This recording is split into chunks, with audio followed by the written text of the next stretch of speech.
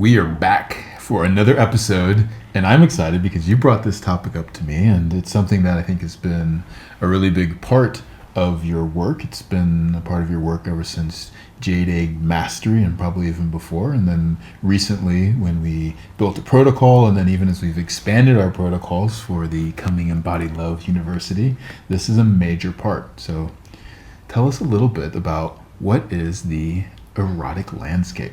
Yes, and we're going to discuss how we're expanding that landscape. So the reason I like the word landscape when I think of it, when I close my eyes, I think erotic landscape, I just see this vast map, and what's right available is like my front yard, backyard, like the immediate area. And then there's across the kind of the street or into the neighbors, and then there's a little bit of forest. And then I go beyond that, there might be a river or an ocean or a mountain, and go beyond that, and there's like the Sahara Desert and just very different climates. So what I like about it is there's this infinite possibility of exploration.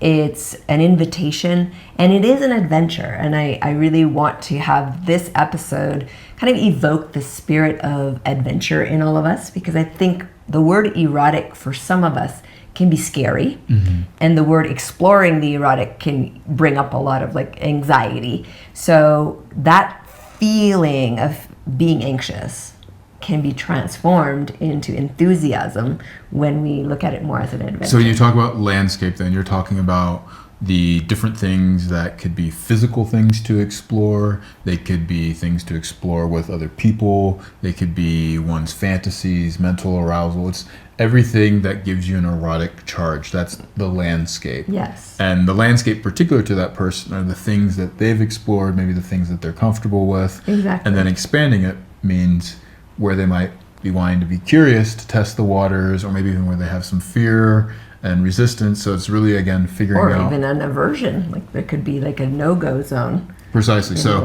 this is really about discovering one's boundaries, curiosities, and desires in terms of the full menu or buffet of different types of erotic experiences one could have. And what I love about our combined work, whether it's in some of the courses that we designed together, or actually a lot in bespoke programs, is this confrontation, because people want to feel more turned on, alive, and connected, but there's this confrontation of how I should be, what is allowed and what isn't allowed.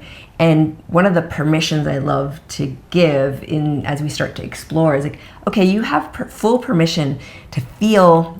So erotic for me is this feeling of intense aliveness. So that you're allowed to feel this intensity of aliveness through your system. It doesn't mean anything. It doesn't define you. It doesn't make you into something, and you certainly don't have to act on it.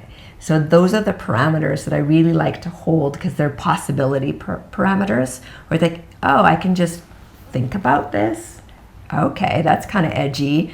Or, ooh, maybe I can share it with my partner. That's like even edgier. Or, oh, we're actually going to co-create an experience. Ooh, like, and actually do it. Actually do it. I remember this older couple, a very conservative older couple that I knew, surprised me by approaching me and saying, we're thinking of going to a swingers party. Do you have any tips? And I was a little bit taken aback because I had no idea it was in them.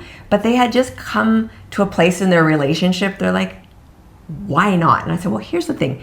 You can go and you don't have to do anything. You just observe and just see how you feel, and then you can leave if you want. And that's exactly what they did the first time. And they had so much fun, especially after when they got home, because they were both very like, oh my God, we did that. That was very exciting. And so I think this is what I would love in expanding the erotic landscape episode, is a lot of permission giving, and also help normalize this undefined area of life that has a lot of taboo. Is that also the reason why you sort of draw out those, what you said at the very beginning about how this does not define you, this does not make you into something? Is it because you found that, I can speak for myself, I found a lot of times the reasons why people don't go into this is because they are afraid of what either society will think of them, what their partner will think of them, and then even more so what they will think of themselves.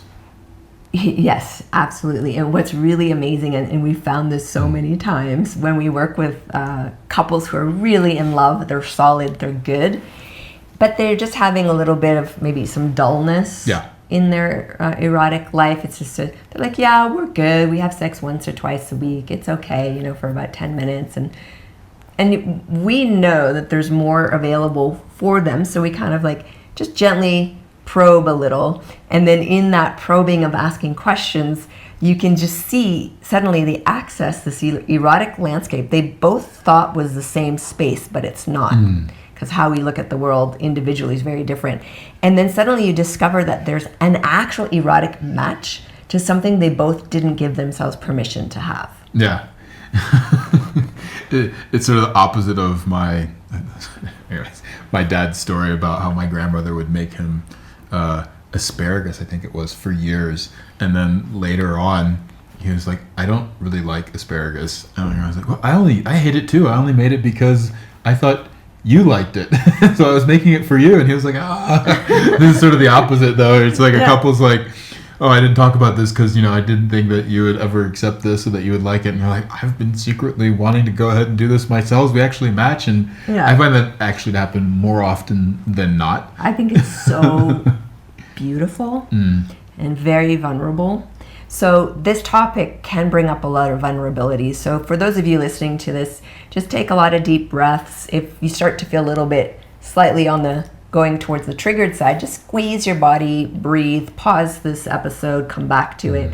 That's really what we're trying to do with this entire Embodied Love Lounge, is to be real about topics, and you're going to move through different sensations as we get real with different topics, because that's the nature of being uneducated, because we just don't discuss these things. Well, and also too, because normally we associate a fantasy with a very particular act, we never really understand, well, what is the underlying driver, the force or the eros that is generating it, because our mind will have something that is driving, like that has a power in it, of this desire to have some sort of erotic expression, and then we create a scenario that allows that to be expressed. We don't really understand, though, what is that underlying theme. When we can understand that underlying theme, then we can make sure that that theme fits within our relational shared values. Then we also have ways that we help people be able to better communicate it with one another, which comes into intimacy, the shared communication. And then that allows for the couple, with those values intact, communicated well, to find a way to actually experience the pleasure of that. And that can be with oneself or, again, with the partner. Exactly. And I know for me, the erotic landscape, it also contains healing. So there's fun, there's intensity, there's like, whoa, I'm so aroused, I think I'm just going to blow up from how aroused I am, to like, this is very scary, or this is making me angry, or, there's a lot of different emotions that come with arousal. Arousal elevates our heart rate. It makes things intense. So I remember, because I had the rape experience, let's call it, in my early 20s. There was many years after that, in my own inner erotic mind, a repeated theme, of a fantasy theme, that would come whenever I would self-pleasure. Not pretty, not nice, not what you would think would be a turn on. But the underlying...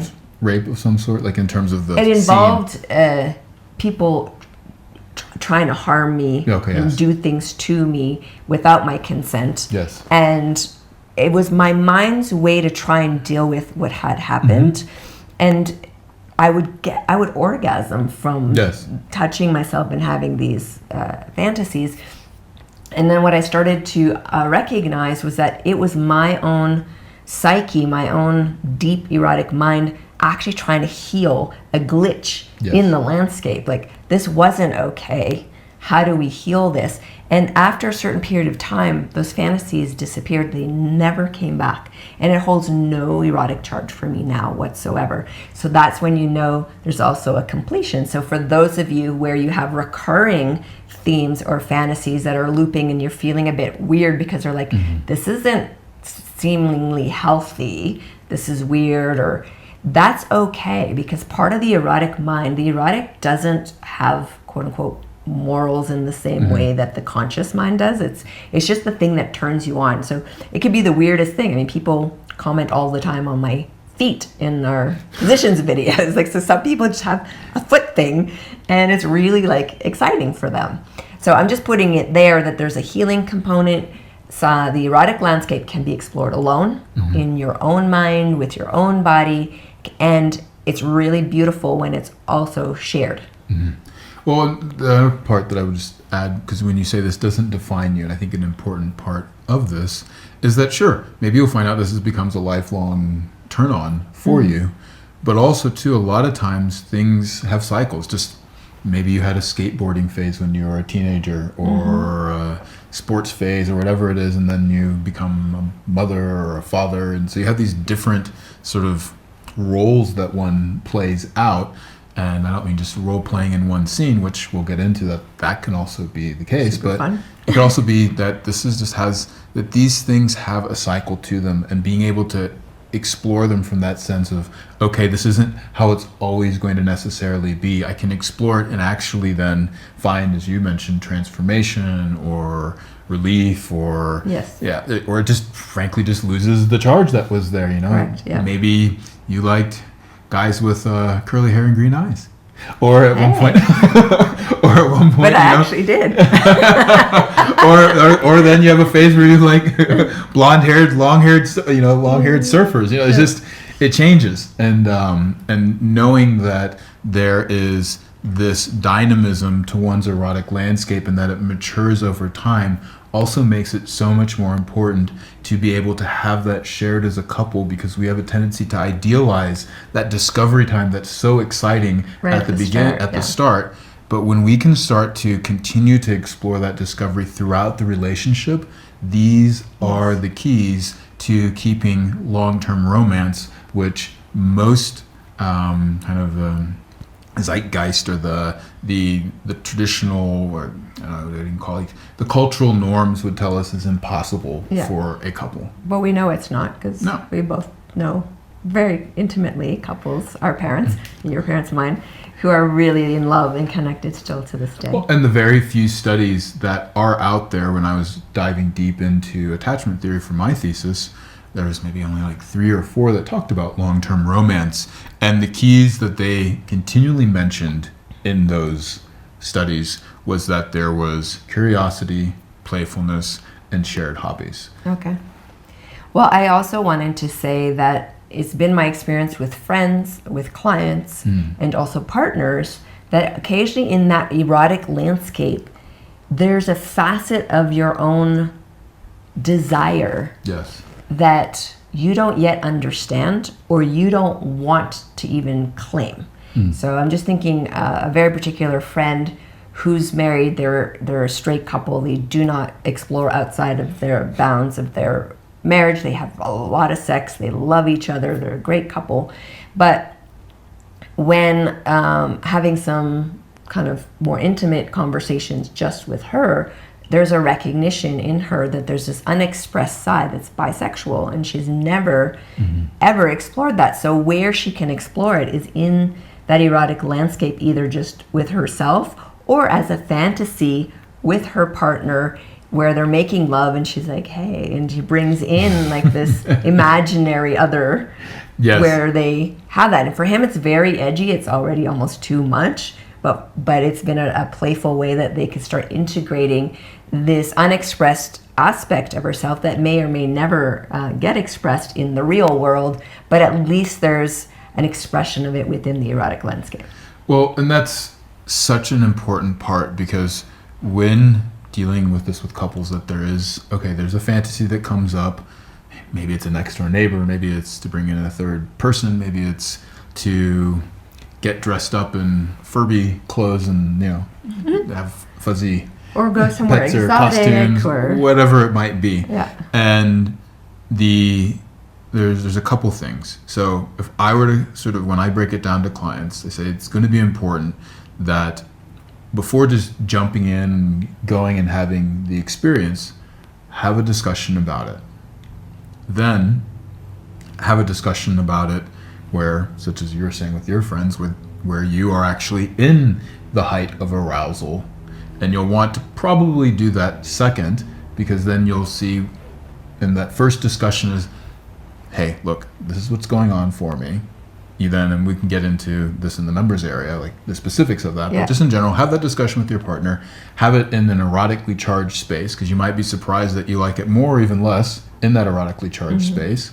And then from there, you're really going to better understand, okay, well, what things, and you have a conversation then again after, well, what were the parts that made you curious about it? What were the parts that you were like, heck no, or what were the parts like, I really loved that? Because then you're getting an understanding of a deeper level of how your shared values fit in, or how that fits into your shared values according to where you and your relationship are at, given that particular scenario.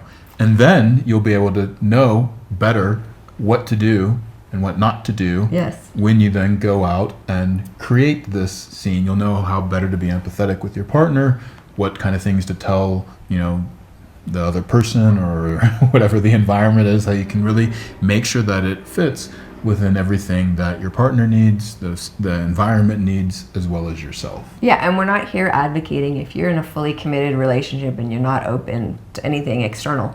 We're not advocating that. We're just saying if it is, you are open to that and you want to have that, there is a way to design it where it actually uplifts the relationship.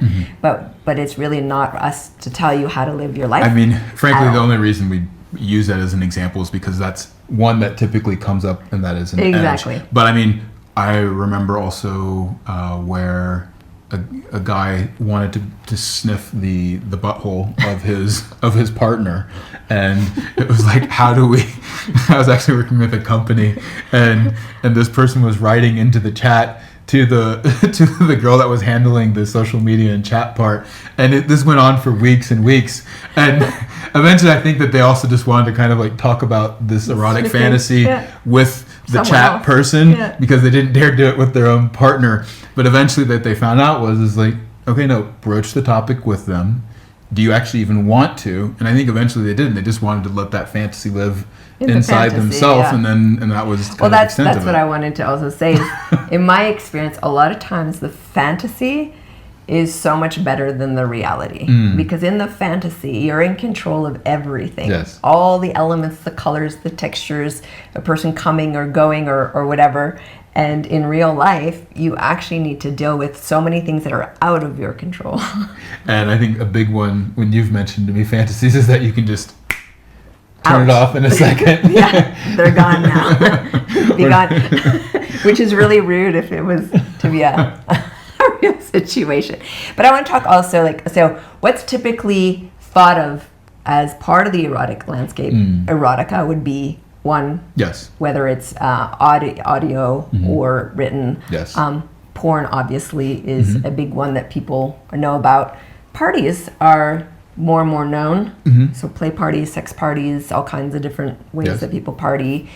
Kink is a big one that is also becoming a bit more available and normal. And then your typical threesome, foursome, like combos. I think that's more typically what you're going to hear about. Well, then you also have people that are maybe, as their hormones change, or they just maybe haven't expressed something when they were younger, all of a sudden they're like, oh, well, actually I kind of feel like exploring what my sexuality is. Yes. Or and this isn't, it can be sometimes associated with kink, but maybe it's BDSM. Yes. That's like wanting to go to a dungeon, or even doing things that are voyeuristic or exhibitionist. Well, I just want to take a shout out for dungeons. When they're well curated, I learned a lot. I wasn't going for personal reasons. I was going because I was invited as a speaker. So often I would do presentations at dungeons, and I would walk around, and the ones I was invited to, they were all clean. Clean as in hygienic? Hygienic, like it wasn't filthy like a filthy bar or things like that. It was actually very clean.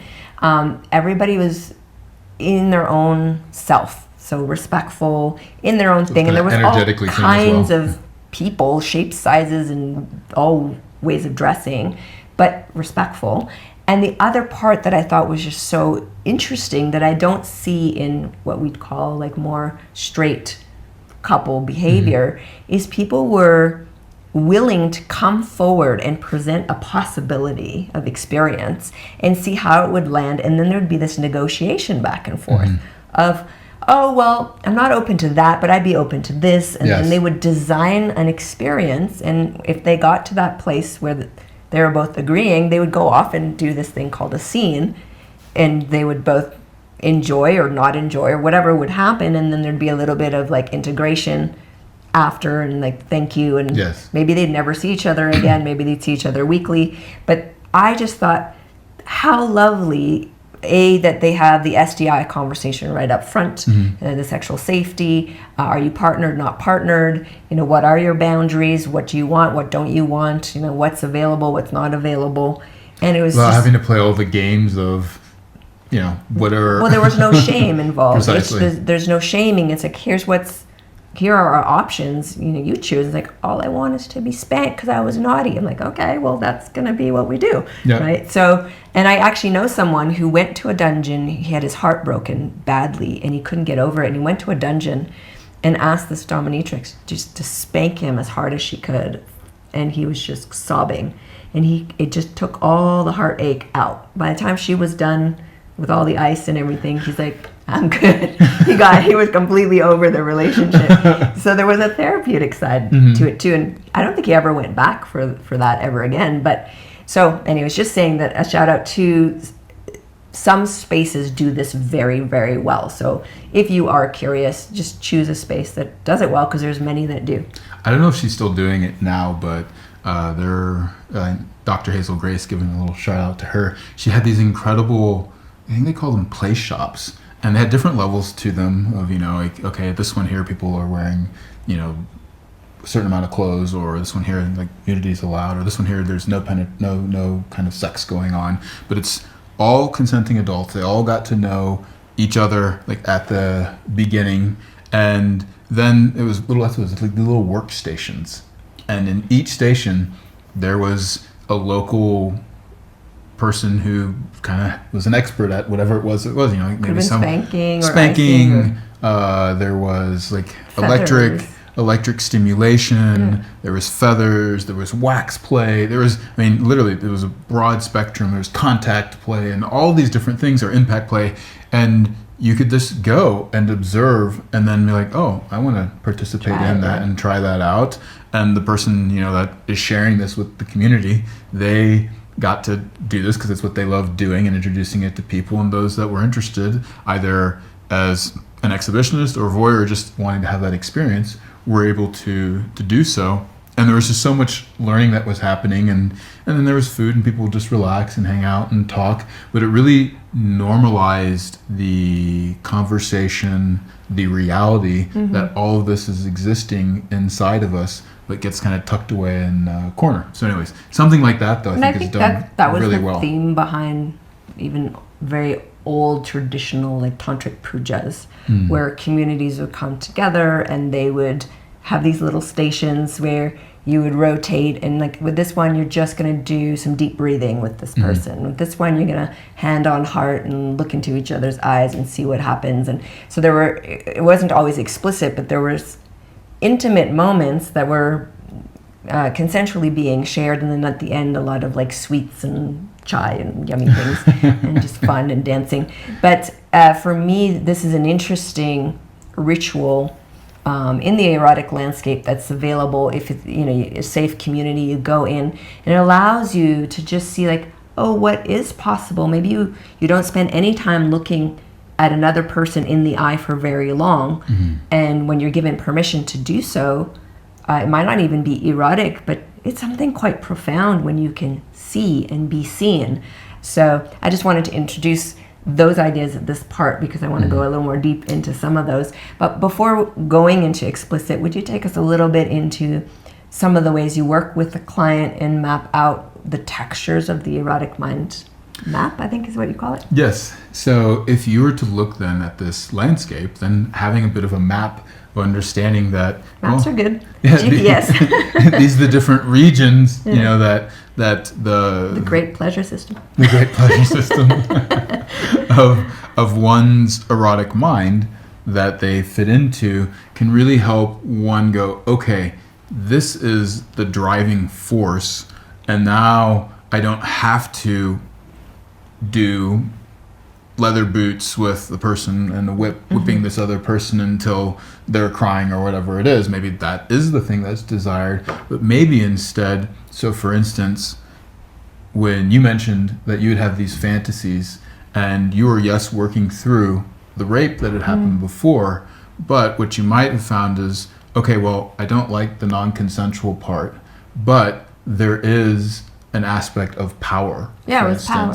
And because I stood my ground in every single fantasy, that's what would make me orgasm. Exactly. They weren't able to take my power. And so I had to work that out because the power had been taken. Precisely. Yeah. So that's the part that starts to become transformative. Yeah. But then once that transformation happens, you might go, okay, actually, well, I do like power, where maybe the person is overpowering me, but it's with someone that I trust. And adore and want. And want to have them do that. Yeah. Or maybe you find out, actually, what I really like is to be the one asserting my power, and it can change. But again, there's that power dynamic that was there. And a lot of times when the pieces that, it's almost as if, like I think it was Hitler that said the most powerful lies are those that are like 95% truth. Yes.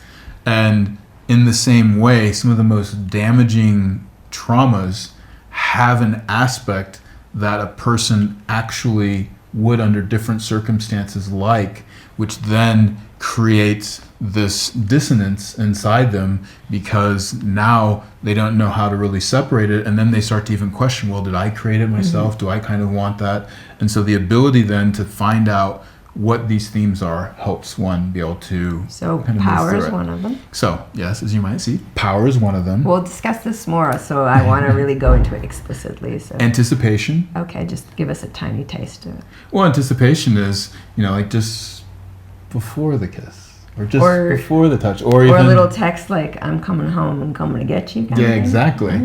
So all these different things, that it's about that part of wanting something before it actually I think happens. that's maybe the one thing that the dating apps do have for people is it works on anticipation because you're kind of going through, and then you meet someone you're both yeses, and you're like, oh my gosh, what's going to happen? Well, and that's a classic one that you hear typically from a person on the receiving side of pleasure, or a lot of times with women where they're like, oh, it ends up I never get the chance to like truly have that desire built up. And so when most people think of mental arousal, then anticipation is one that kind of comes foremost. So you have power, you have anticipation. Now the other part though of I think what is nice about, or people will find nice about an app, is that they just go, well, I can just go and have a hookup and I don't have to think about anything else. So there's this spontaneity. Spontaneity. Yeah. That's just like, it's the from zero to 100. Craving an ice cream. I'm just going to go have ice cream.